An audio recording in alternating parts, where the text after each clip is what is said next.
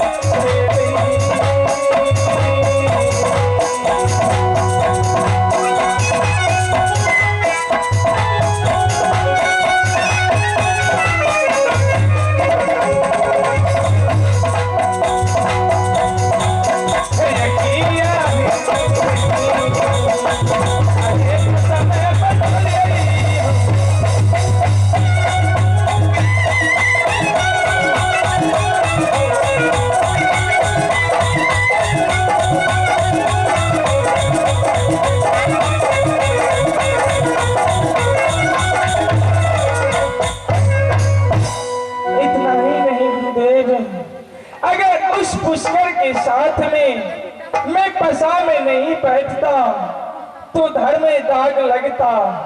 समाज की बाबू भैया क्या कहता कि अपने आप को राजा नल सत्यवादी कहलाता है, लेकिन इसके दरबार में एक नंगा फतूर खाली हाथ वापस जा रहा है।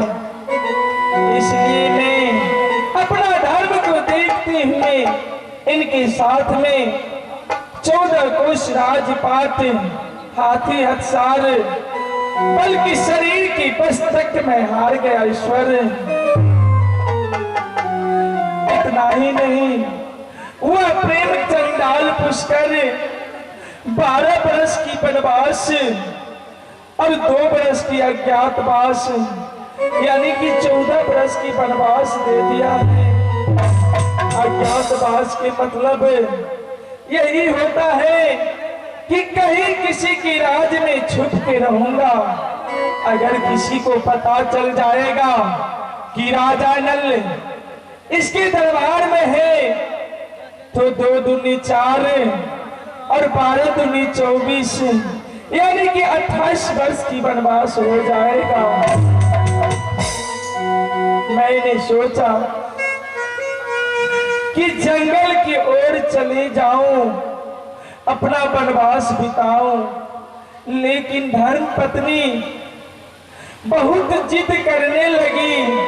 हे नाथ, हम भी जाएंगे। ये पतिव्रता धर्म ये नहीं कहता है कि अपने पति को दुख सुख में छोड़ दे और मैं अपनी नैहर चली जाऊं। ये नहीं, कदापि नहीं होगा। तो मैं उसे लेकर के अपने साथ निस्सर देश से निकल गए।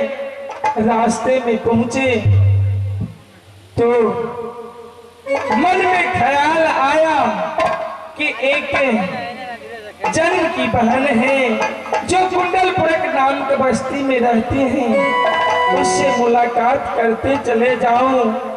हो सके 14 बरस में प्राण रहेगा या नहीं रहेगा, फिर मुलाकात होगा कि नहीं गुरुदेव। लेकिन जब मैं बहन के दरवाजे पर पहुंचा,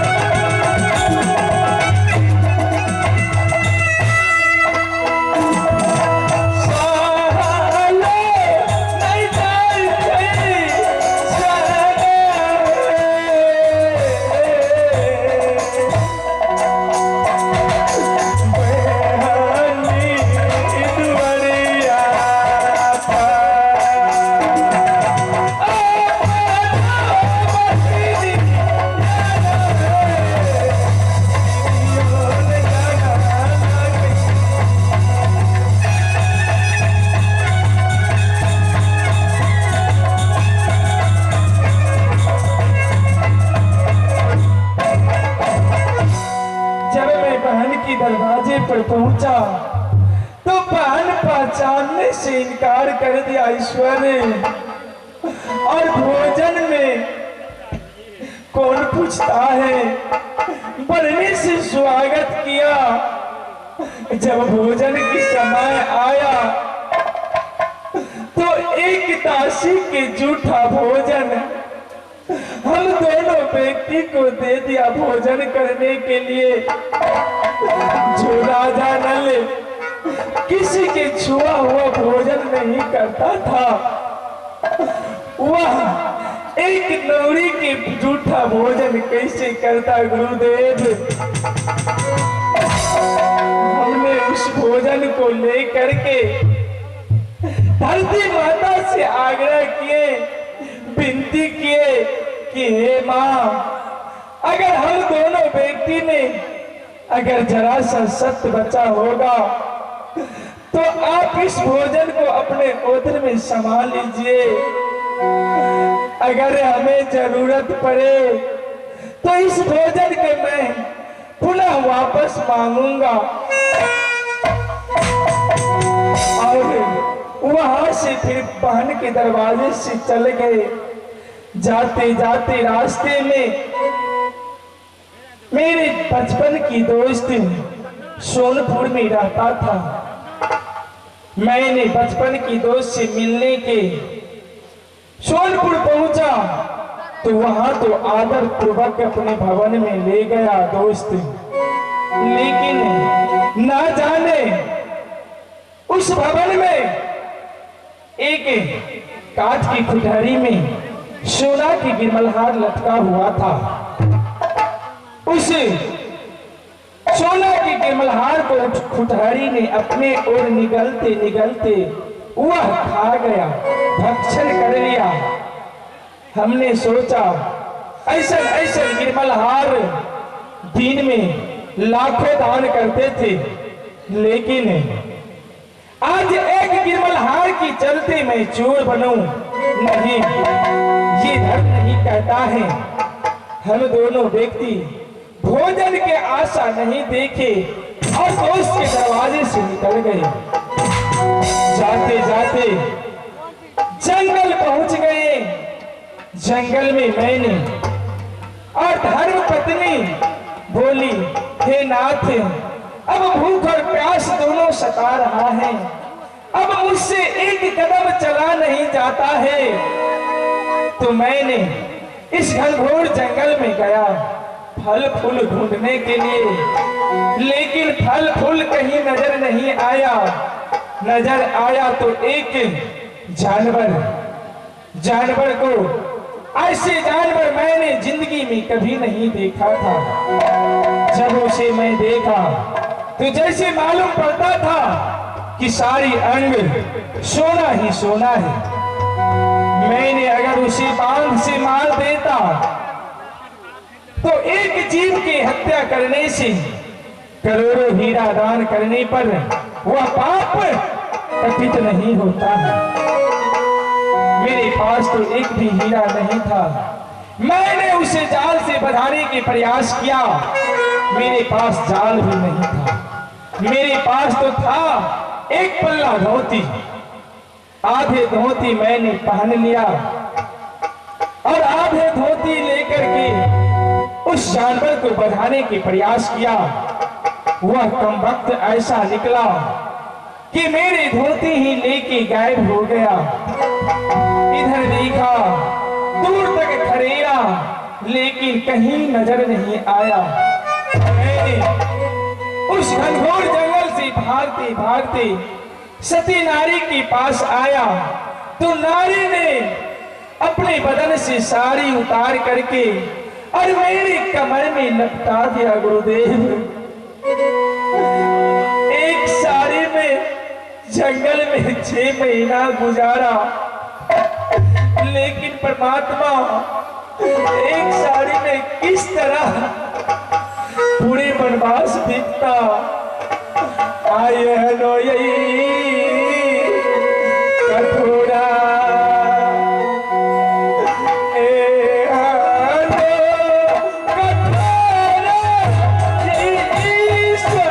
Thank you.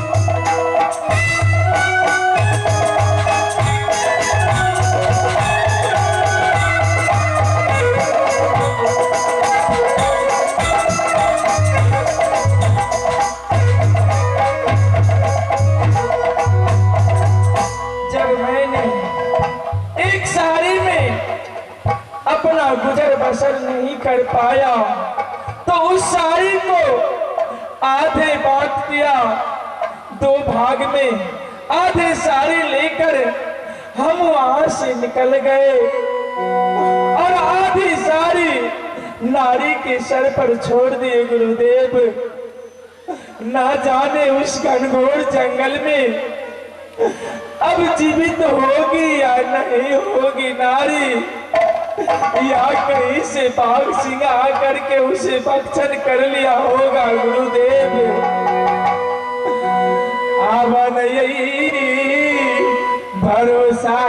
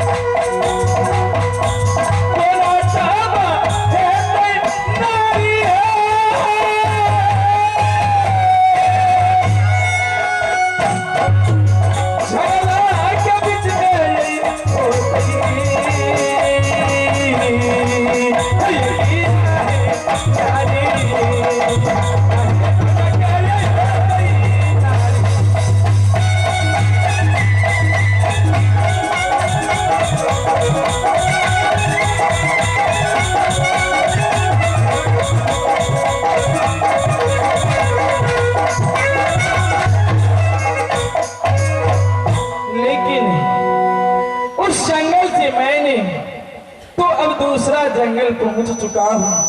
खैर छोड़ो, अरे माया तू मुझे क्यों सताती हो? लोग क्या कहेगा कि राजा नल अपने विपद पर, अपने किया हुआ पर पछताता है। नहीं, धर्म में दाग लगेगा।